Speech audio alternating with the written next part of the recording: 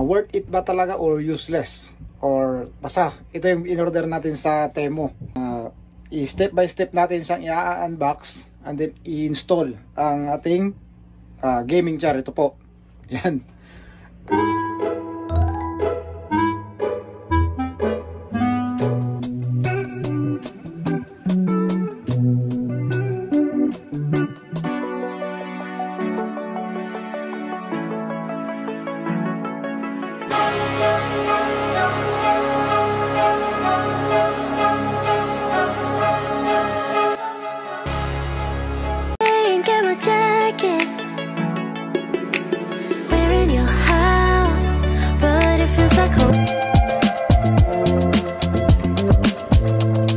Saglit, yan.